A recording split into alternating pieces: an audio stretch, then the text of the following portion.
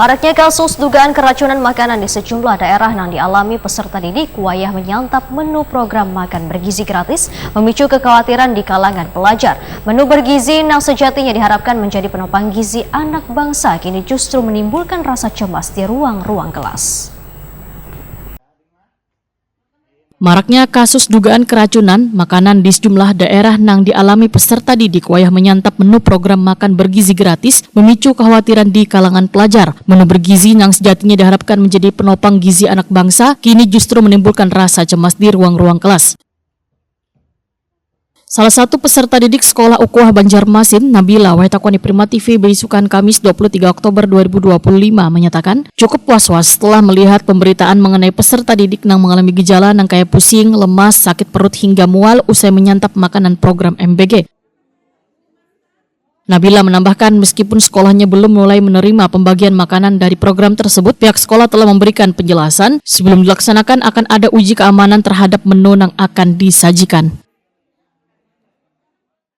Secara pribadi masalah dari ini kekhawatiran pasti ada kan, tapi karena dari pihak sekolah kami itu sebelum menyalurkan makanan tersebut itu diperiksa terlebih dahulu dari OSA, jadi rasa khawatirnya itu berkurang. Untuk program ini masih belum berjalan, cuman rencana akan jalan gitu.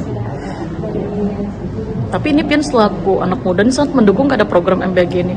Kalau mendukung ya pasti mendukung anak kalangan yang menengah ke bawah. Kami ya bisa nih mengurangi sama SPP. Oke, ya siap ya.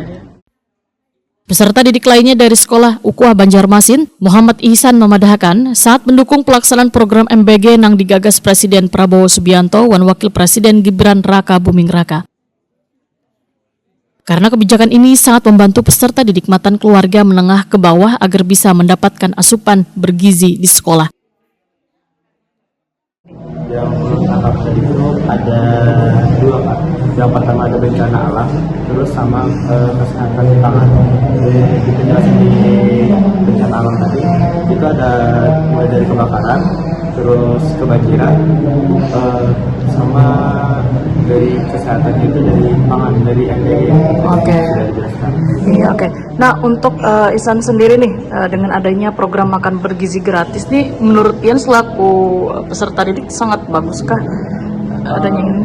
Mungkin sangat bagus kan, karena sangat membantu di kalangan di negeri maupun swasta. Karena di swasta udah masuk dari MBG, jadi kami yang maupun yang swasta SPP pun terpotong. Jadi kami makan siangnya ada di negeri juga ada. Oke. Muhammad Ihsan berharap pemerintah dan penyedia makanan bisa lebih ketat dalam pengawasan supaya kada membahayakan peserta didik.